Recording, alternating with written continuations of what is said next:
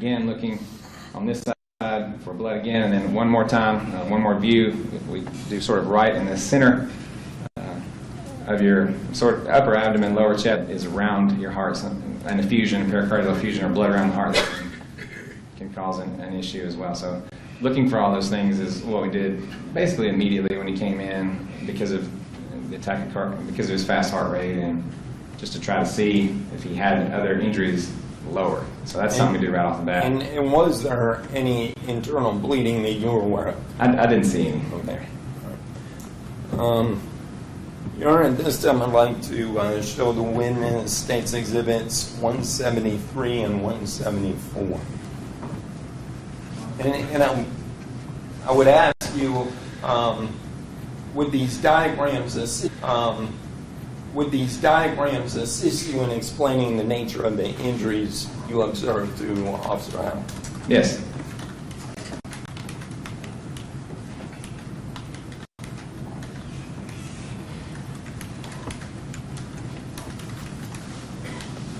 Thank you. Now, as illustrations, they're not necessarily drawn to scale, but would this assist you in describing the nature of the injuries you observed to Officer Howard back on March 22nd, 2011? Yes. And Your Honor, the State moves to tender State's Exhibits 173 and 174 for demonstrative purposes only. Any objection? No, sir, y'all. Yeah, I see the exhibits. Your Honor, may I use the overhead projector?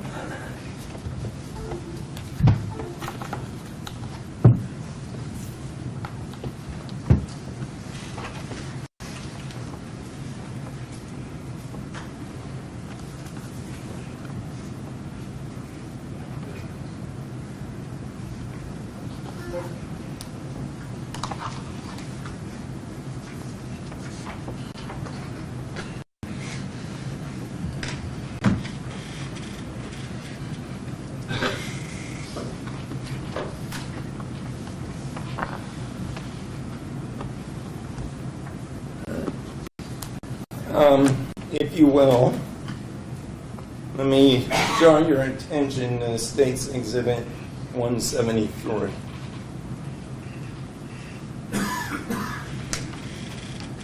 And with regard to the facial gunshot wound, can you sort of describe to the jury the injuries you noted? Yes. You just use this here? Yes, sir. Got this laser pointer here too. I Yes, guess I sir. could use that too. Sure. Well, you see the diagram they have drawn, and it appears that someone at some point has, I guess, forensically figured out that it looks like it's went this way, and that's what it appeared to go when I saw him as well. But he had a hole here in the left side of his face, and another hole sort of down here on the right side of his face. And I'm sorry. Did you notice, I guess, are you feeling his face to see if there's any fractures or anything of that nature? Definitely feeling his face, feeling his jaw, trying to figure out, just looking at him, how he's talking, watching how he's breathing.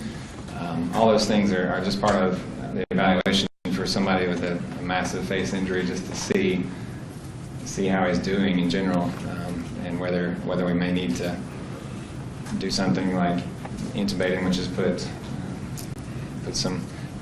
him on a respirator, if that makes sense. All right. Did you determine through your examination that he did have some fractures to his jaw as well as his sinus cavity? Yes.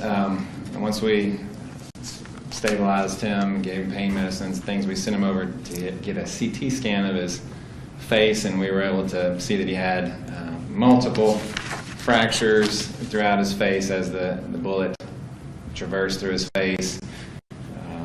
It struck his left maxilla here, kind of right underneath. This is something called a zygomatic arch here.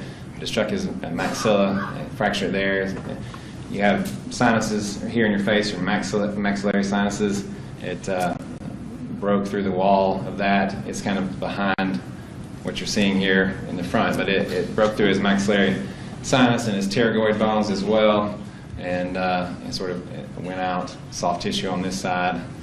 So basically breaking the upper jaw and the sinus in his face, and it caused a tremendous amount of swelling and bleeding. It caused a deviated nasal septum, where he basically couldn't breathe out of his nose at all. There was so much inflammation that he wasn't able to get any air through his nose, and there was still some mild ongoing bleeding that we were trying to get stopped there too.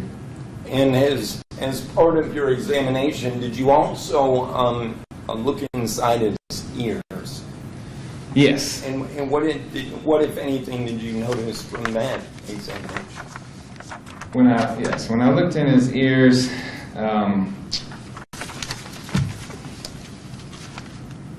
basically said that there was, on my exam, there was blood obscuring the views of the right and the left external canals. So in the emergency room, I wasn't able to see his ears because there was so much blood that I wrote on my exam. So I, couldn't see anything else besides blood. Right. Because he had been laying back on an EMS stretcher, and all the blood had kind of poured into his ears. So. All right. At some point in time, were you able to determine whether one of his eardrums had ruptured? I didn't see that in my chart after looking through it. That I had, I certainly wouldn't think that'd be out of the question with a blast injury near the ear right there, because you can easily rupture the TM. But I didn't note it in my chart, so and I don't recall offhand. Let me ask you this question. Are there major blood vessels that are carrying blood to and from the head? Yes. And where are they located?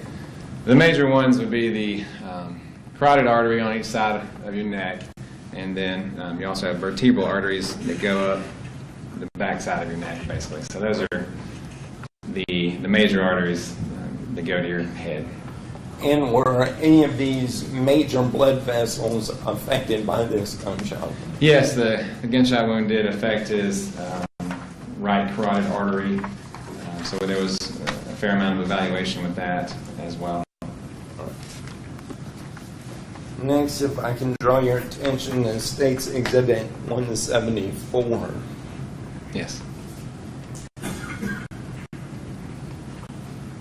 And can you tell us sort of what we are looking at here?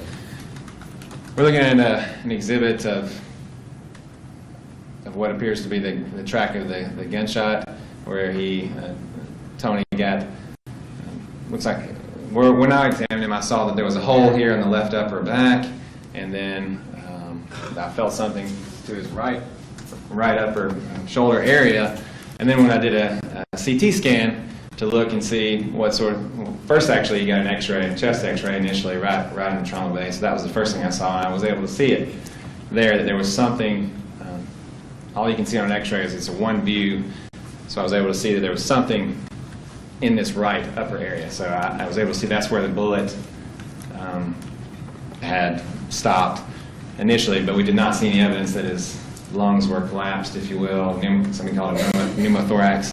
We didn't see any of that, so we were able to send him over to the CAT scan and try to figure out what more had happened. And once we got the CT scan, CAT scan, we were able to see that the bullet appeared to kind of go in here, and fortunately for Tony, track across his back. It did cause a chip fracture of T2, which is thoracic vertebra 2, kind of right in the sort of upper back area.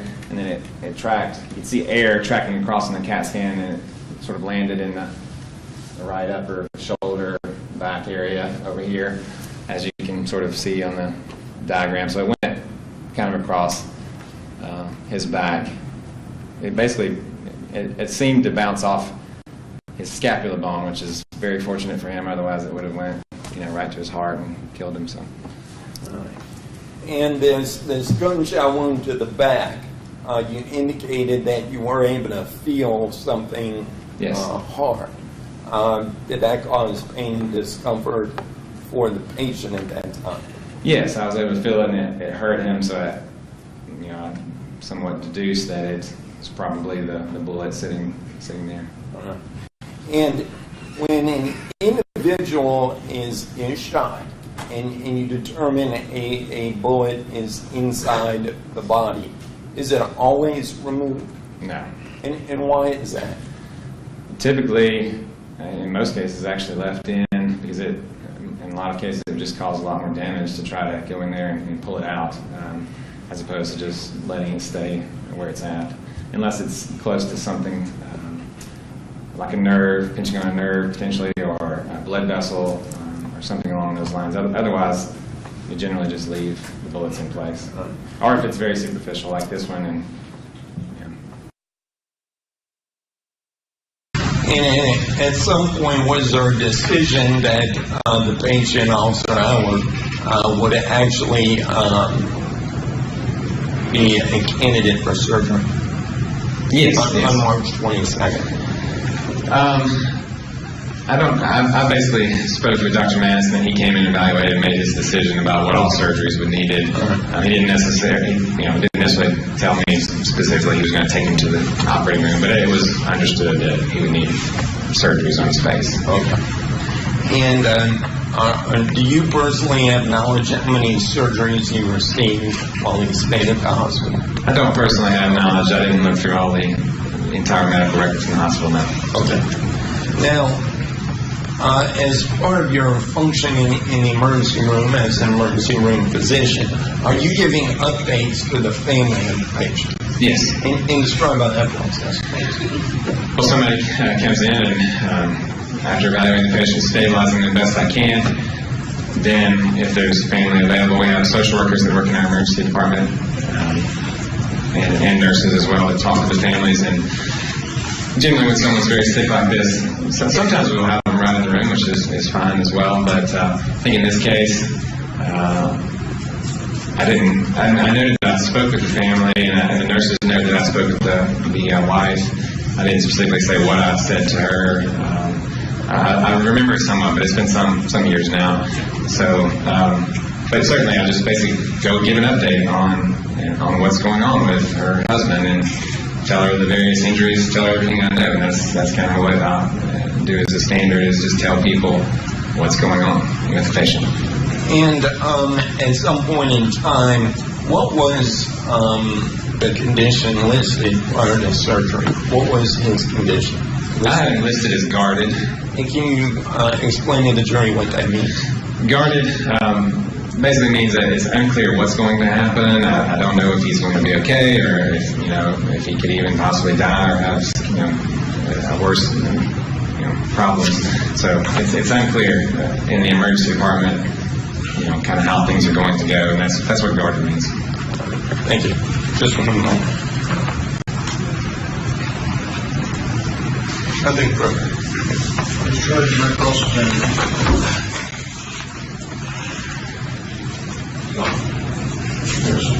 Before I start, sir, I just want to briefly talk about some things we're going to have some records back in the jail. Then I would like, when they're not in jail, when I leave here, I'm sorry, you want to talk with her? Never mind. My forensic guy.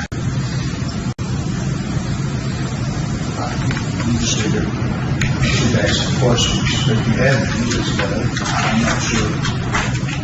Yeah, it's an issue that I wanted to check and put the forensic guy. Your Honor, I think we may need to take this. Yeah, I think so. Yeah, I think so. Why is the jury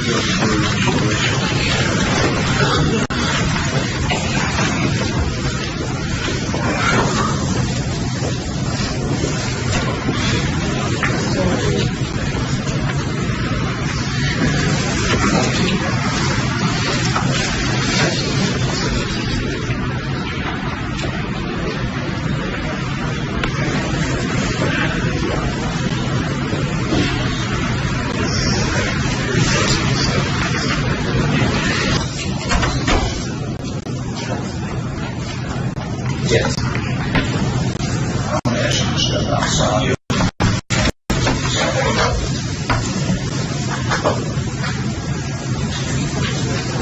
Is that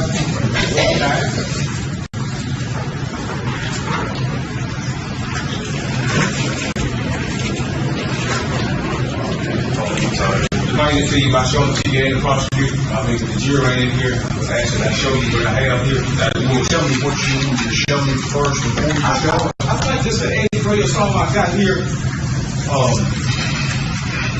You know, I didn't want to ask him no improper question in front of the jury if I want to talk to you about it. I mean, I got to pull out on the thing right here. I don't know what it is. I think it's an X-ray or something. I filed a motion to produce evidence and they gave it to me. And when did you get that?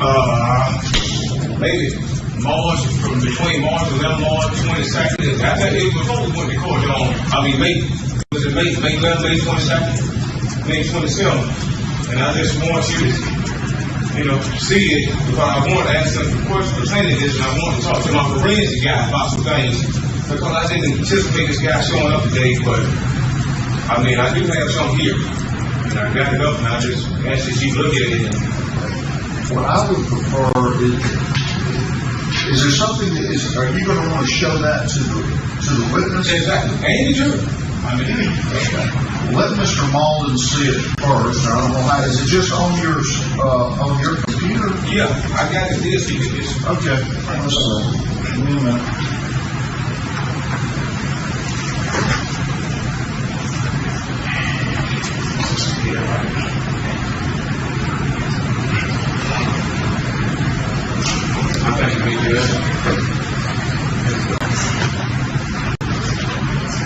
You know, they gave me this thing, and it looked like X-ray.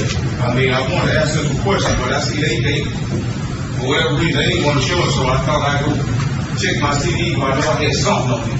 That's why I was asking the first witness about the X-ray, because I knew I had something on it, and they hadn't brought it here. These X-rays are on that hour. And they keep talking about exit wound, shot in the shoulder. Now, whatever this is, I don't know if it's a bullet or an instrument, they put it on their right shoulder, or they got it turned over on his back. And I think this is left. This is left shoulder right here. I don't know if this a gunshot wound, what it is. And, you know, listening to the doctor, it seems to me that might just be the bullet in the shoulder. So I just want to make sure. Or it's an injury wound or something. And it's on the house. But they don't listen. Were you listening to the witness? That's exactly what he said. Yeah, see, I understand. I'm hearing this, Judge. But me and my forensic guy, we seem to think it possibly could be something else. That's why I see them showing diagrams, but they won't show this. I feel like people that should be showing. Let me make sure I understand, and I'll hear from Mr. Barcroft. You want to be able to cross-examine this witness on that. Yes, sir. And you're ready to do that. I got it. Yeah, see, that's what I was going to ask you is, I had them subject to, what you call it, subject recall? Recalled, I mean. I was going to ask if we had them recalled because I want to talk to my forensic guy. And the only issue with that, Your Honor, is simply that these physicians, I mean, they're doing, emergency work. It's hard to get them in court. He's here today, and I would just ask that whatever questions he needs to ask them, that he be released so he can go back to the hospital and save lives, and instead of being in court multiple days. But Judge, I guess we can do that all along with. They got more than one doctor at the hospital. He's up to subpoena as any other person in Georgia. I mean, a subpoena, whether you're a judge, doctor, lawyer, whoever you are. I'm not arguing about that. I'm not willing to delay the process for you to. I have no idea when or how you would get in touch with somebody. Who would this be? Chris Ross. He's not He's not a medical doctor. I understand, but he's forensic. I mean, that's not his purpose. But I think if I help you. See, what forensics do, they can tell you the trajectory of that bullet travel. They can tell you where that bullet went in and come out at. Because the reason why I really won't be is because I was testified the bullet went in the left shoulder and came out his right shoulder. He testified unequivocally to that. Now, this doctor. I appreciate you trying to help me about what forensic means, but I'm going to allow you to cross-examine this this X-ray, I'll allow you to use that. Is there any objection? I have no objection, and I don't know if this will help in any way. We've got a surgeon coming in tomorrow morning, and we're going to tender the X-ray because he's the one that removed the bullet. So nobody is trying to hide anything here. It's just that, you know, this witness is not the person that removed the bullet, and he's not the one relying on this X-ray like the surgeon is. So, I mean, I'll just leave it at that. That may make a difference. That will give you a chance to talk with with Mr. Robinson. I have no idea that he's qualified to testify. What my thing is, I'm not a doctor, not trying to be one of those crazy guys. My thing is integrity, is credibility. You know, it kind of irritates these people gonna come in and make these statements about truths about things, and they won't show no real X-ray. They bring in a little piece of paper and they gonna base their testimony off of a little skeleton. I feel like it should have been based on something like this here. Well, it's their witness. So I can't. Okay. The court doesn't control that. Okay. So, anything else that you want to, I'll leave it to you if you want to question this doctor using this X-ray, or apparently their states indicated there's going to be another doctor that was involved and may have more knowledge of entrance wounds, exit wounds, and Well, yeah, I just question on it, you know. I just question on it. okay. And what I'm going to introduce the evidence, or like I usually do before I ask them a question, set a foundation, and do it like that, or could we use this right here just for like an example? I mean, I don't know. Yeah, Your Honor, I'm going to object if he's just going to flash this on the screen and he's not introducing anything. I mean, that's not the proper way to do it.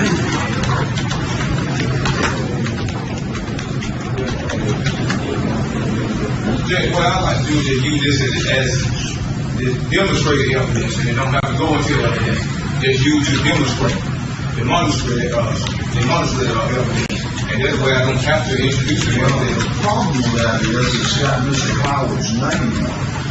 Okay, well, I introduce the evidence there. Ain't no problem. Well, you'll have to lay the foundation in order to do that. We'll see. We'll get it go. I can't. We're going to object if he doesn't lay the foundation. I don't know what foundation he's going to do, but in order to do that, he's got to somehow show it to the doctor. And I'm not certain he's going to be able to show it and display it to the jury. I think they're talking about that right now. What happened? And you talk with standby counsel about how to lay a foundation. We just talked about it just then, as you say. I don't know how we can lay a foundation to do that. Play it to the doctor the way that he can lay a foundation somehow. Really, Let me ask you. lay in front of the jury in doing that. We go back and that'd be the proper way. Saying that any objection to using it for demonstrative purposes if the reference to the alleged victim is blocked off of here is redacted with just a sticky note or something. Well, I think, yes, he's got it digital. He's got it on, I don't know whether the sticky note can do that. It's not a, Okay, I see. he's flipping it up on his computer, it's a problem. And he's putting it up there as it was on some sort of disk that was provided. We're prepared to present this and certainly intend to present this tomorrow to Dr. Webb when he came in. Certainly in doing that. So, I tell you what we can do, Judge. I can put it on my thumb drive, we can print it off.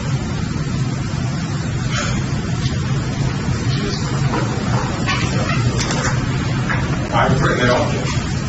Then if we can put it on the demo, then we can redact, as you say.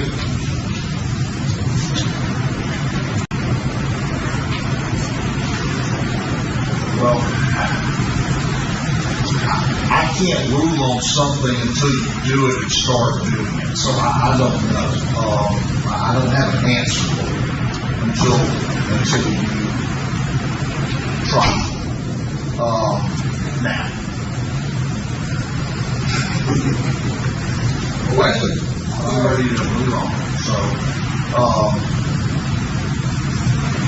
I have no problem introducing. I mean, it ain't gonna change it. It ain't gonna hurt me. Well, I couldn't take it back. do you know how to lay the foundation to introduce that? You can speak with, I don't need to hear, you can speak with them. Sure, we might, I've got to go to the restroom, but this might take about 5 minutes. Talking to Mr. Bud. So, we have a 5-minute break. That would be fine. Turn the lights back on, please.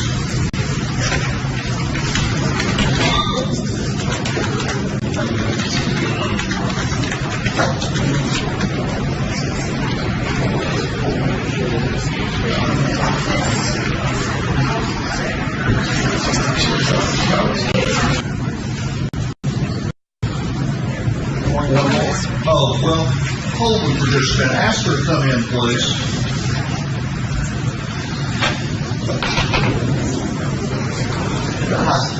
Come on around, please.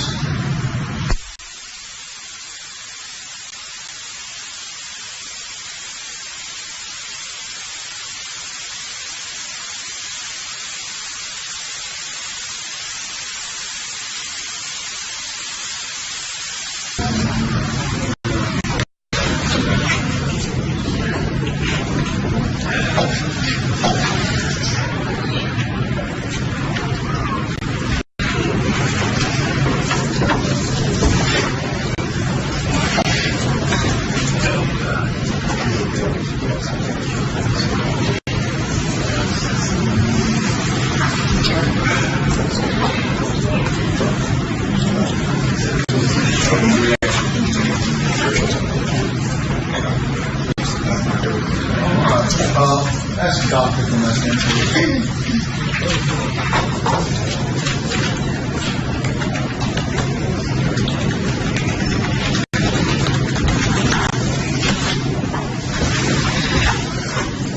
We're back.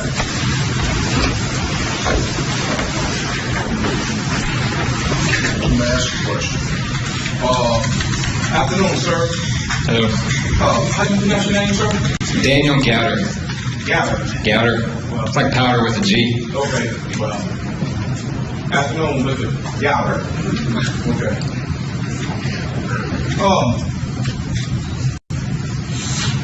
You stated that you worked in the emergency room. You was the emergency room doctor for Officer County House on March 22nd, 2011. Is that correct, sir? Yes. Okay. Did you have the opportunity to observe him when he came in? Yes. Okay. As part of your observation and treatment, did you order X-rays? Yes. Why would you order X-rays? Because he had injuries. I wanted to see what further internal injuries he had. Okay. Did you bring those X-rays and show it to the jury? We have reports from the medical records. And the diagrams are very similar to what the actual injuries were, so. Was this diagram the actual X-ray, sir? No. Why didn't you bring it to the jury to see the original X-ray? I'm here to answer the questions that are asked me, but I didn't bring them, so. You're a doctor, sir. Yes. Is the X-rays part of the patient record, sir? Yes. Did you know you were going to be justified in it? Yes, I have all the extra reports right here. But you don't have the X-ray. Not the actual pictures, but I have all the reports. When you think the original actual picture will help the jury have a better understanding of what they doing here? Well, we brought the diagrams, and I think that was pretty good as far as, what happened and my explanation of what happened. I think it's pretty good. So I don't know that the X-rays really added anything. But the diagram is not the actual, the real thing. Is the diagram the real thing about them out? No, it's not the real thing. How long you been a doctor, sir? Graduated in 2004, so 11 years. 11 years. So you're a veteran. You might say. But you testified that you was an expert. If you was qualified as expert support, qualified you the expert. I believe that's true. Okay. So, why did you as an expert bring the original evidence on the crime scene? Objection as any. Okay. What the difference between them x-rays and the diagram you brought? Well, the diagram is the explanation of what happened. You know, it's not exactly an x-ray, but it's what happened, basically. Okay. Along with my testimony here and my records, which you have and the jury has access to and everyone has access to, that has all the reports from the radiologist, which is... But do you have access to the actual x-rays? I have access to them, yes. You could have brought them there if you choose to, is that correct? It's the same question you already asked, but what are you trying to get at? I don't have the actual x-rays, but I have that I read them, I have the diagrams and that sort of thing. Did you take any pictures of our sir? No. Have you ever took pictures of any of your patients that come in? Have I took pictures of them? Yes, sir. They wounds, anything? We have a hospital camera. I don't do that, though. Okay, but y'all do have a hospital camera, right? We do have one. Why do they have a hospital camera? To take pictures of things. This is a police officer that been shot. That's right. You stated in the face and then shoulder. Do you consider that real significant or real serious? Well, I'm not a police officer, so I was there to save his life, not to take pictures of him. Okay. So But somebody was there in the hospital that could have it. I don't know how to speculate on that. So You just I mean, I'm guessing that there's pictures from police officers and whatnot. There's X-rays. There's my exam. So But you did testify there is a hospital camera to take pictures of patients in that, right, sir? as far as I know, yes. Okay. So it is safe. I don't use the hospital camera. I'm not a photographer, nothing like that. So Did you know the person who might have used them in the past, sir? do I know the person that used them? I don't know the photographer, no. You don't? There's a camera, but I don't know that it means anything because I didn't use it in this case. So I don't see how it's relevant, really.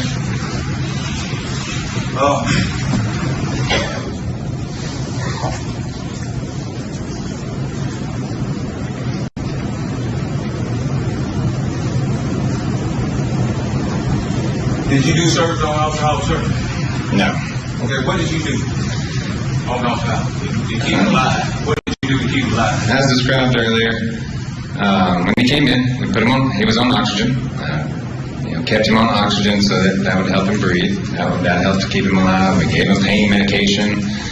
Made sure that, as I described earlier, his airway was open and that he didn't need to be put on a respirator emergently because when you're shot in the face or the neck, you can have a lot of swelling, and that can, cut your airway off.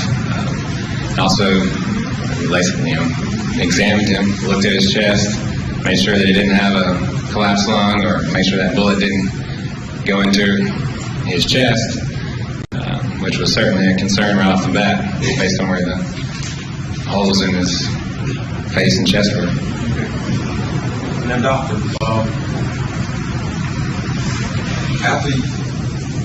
when did you find out that Tony Howard was going to survive? What day was that? Was that the first day that you knew that he was going to survive the injury, sir? Well, it was unclear. I think, as earlier stated, I said he was guarded. I wasn't sure if he was going to survive or not. There's always a chance that something worse could have happened. He had very serious injuries. He had an artery injury to his neck. He had multiple facial fractures. He could have had, as I mentioned before, further swelling and bleeding that could have caused him to cut off his airway and die. He had that gunshot wound, across his back and things too. He had various injuries that potentially could have ended up being life-threatening. He could have gotten an infection after all these injuries and died from that. I mean, there could have been a multitude of things that happened, but fortunately for him, he lived, and I think that's basically a miracle. So. Yes, sir. When did you get Tony Howard stable and cleaned up? When you cleaned up the wounds and y'all had him stable and you cleaned up the wound, when did that happen? Basically, as soon as he came in. So y'all cleaned up all the blood and got him stable. What did y'all do after y'all got him stable and cleaned him up? We continued to take care of him, and I continued, like as mentioned before, took care of him, gave him pain medicine because he was hurting quite a bit. I talked to the other doctors who needed to come in and do surgery on his face, and also bring him in the hospital to kind of stabilize him and give him pain medicines and things like that. So, Okay. What doctor you talk to? as in the records, Dr. Webb and Dr. Manis. Dr. Webb. And who, sir? Dr. Manis, Can you spell that? Manus. Did y'all have Edward performed on Tony Howard the first day he came in? Immediately. When you say immediately, did you do that when you cleaned them up or after you cleaned them up? It's all happening at one time. It kind of, depends on what needs to be cleaned up or what needs to be, as far as bleeding needs to be stopped and that sort of thing. So it happened within minutes. As I described earlier, first I'll look at someone and try to figure out what's going on, try to figure out what I need to order. Then I do, as mentioned before, the ultrasound to see if there's bleeding on the inside that someone might need to even skip x-rays and go right to the operating room. So that's the next thing I do. And then, and fortunately in this case, Dr. Webb was already there, and we spoke about it, and we went ahead and did x-rays and CT scans to go ahead and try to figure out if there were other injuries. You said sometimes people need to skip the x-ray. Did Dr. Howard skip the x-rays in this case? Did he skip the x-rays or? Clearly not. Was he bleeding or y'all would stop the bleeding before he took the x-ray? Yes, he was bleeding and he stopped the bleeding. And blood coming out of the wounds in his face and his nose, and I put dressings on there to hold pressure to those areas. I also used some medication in his nose to stop the bleeding. Had him lean forward and hold his nose and various things like that to stop the bleeding. Okay, how many days did Mr. Howard stay in the hospital, sir? It's unclear to me. I was in the emergency department, I didn't review all the records from the hospital, so I don't know about that. You know? You stated that Tony Howard was shot in his left shoulder, correct? In that area. Yeah, in this area. Yes. Did it exit his body? Did it exit him? Did it go straight through him? Or did the bullet stay lodged in his body? Yes, as I mentioned before, yes, it stayed lodged there. You could see on the CAT scan that it tracked across, and you could see the air, as I showed in the diagram. I don't have the x-rays, but it's pretty clear what happened. When you read it, the x-ray will get a jury a clear picture of what happened. I'm sorry to bring that up again, but yeah, no, I don't think Usually just Objection. That objection is sustained.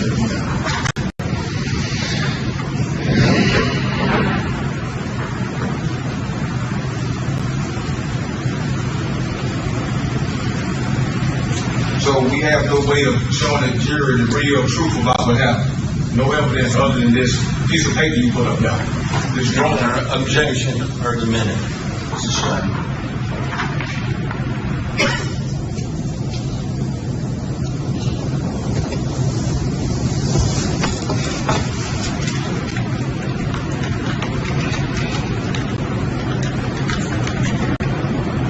After Tony Howard was cleaned up that first day, y'all cleaned him up the first day. Is it safe to say that? Yes. All the bleeding stopped and everything. And all the bleeding stopped. Yeah, after you cleaned him up, did y'all stop the bleeding the first day? But there was still some ongoing bleeding. I don't know exactly what happened when he was in the hospital. I didn't review all those records, and I didn't take care of him after the emergency department stay. So. Okay, let's talk about what you did. Sure. How much work did you do on it? Was he cleaned up before you left? In the emergency department, we do our best to get folks cleaned up as best we can, and we certainly stop the bleeding immediately. That's one of our main things that we do is keep people from bleeding to death, or try to get the right folks in. So yes, we stopped his bleeding as best we could, but there was a mild ooze, and I even noted that in my chart, which I guess you probably had to. So Was the wound clear and visible the first day? Because the person can, after y'all clean them up and stop the bleeding to a certain extent, because you look at the wounds and tell what exactly what they were. as in there were big holes in them? Yes. I mean, because you determined exactly what the wounds were after you got them cleaned up. You can look at it and you can tell what's going on with it. Did you have a clear picture of what's going on with it after you cleaned them up? Yes. After I got that and I got the x-rays, it was clear that he had a bullet that went through over here into the right of the back, and he had another, something went through his face. I guess it could have been a fast arrow, but it was probably a bullet. Okay. But as it was not a fast arrow, that bullet didn't go through it. The bullet in the back didn't leave. Is that what you're telling us today? Yeah, it stayed in his back, Stayed in the back. as mentioned. Do you know the direction it traveled? How did that bullet, what did it enter, what was that the travel that bullet? Tell the jury the travel, the exact travel now. As mentioned before, it went in over here and it traveled around the back.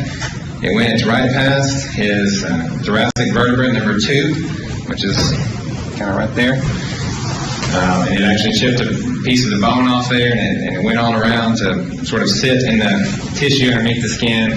And before you get into where the ribs and the muscle are, didn't actually enter into the chest cavity, which, as I said before, is extremely fortunate for Tony Howard that happened that way.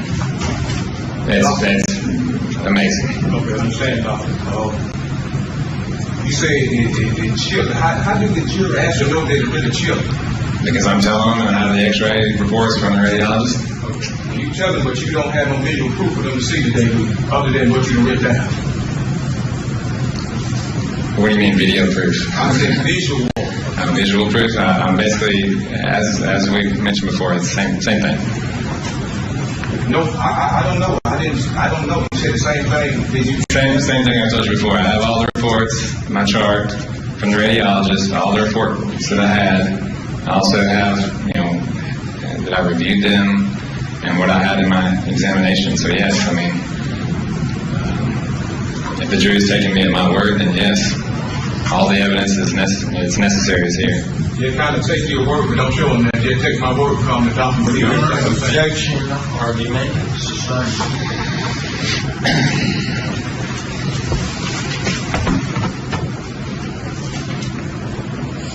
You talked to Officer Howard today, is that correct, sir? Oh yes. What y'all talking about? That he was shot in the face, and that he was shot in the upper left back, and that he was in a lot of pain, and that he was worried about what had happened. At the point when I saw him, he was scared he may die. So, and Did anybody come talk to Officer Howard? Any law enforcement officer, they come to the hospital and talk to Mr. Howard while you was at his, was you with him? I don't recall. There were a lot of law enforcement officers. I'm not sure. I would imagine they did come in and give him comforting words, but I don't know for sure. So you don't recall the officer coming there and giving him an interview and recording an interview with him? I wasn't, in there for that, no. So I don't recall that. And how many days did you work with the officer on the house? Just the first day. And after you got him cleaned up and stopped the bleeding a little bit, you don't recall nobody coming in with their camera at the hospital and taking pictures of no wound? I don't recall, no. No further questions. Thank you, sir. Nothing. Can you be excused? Yes, sir. No objection. No objection. You're excused. All right.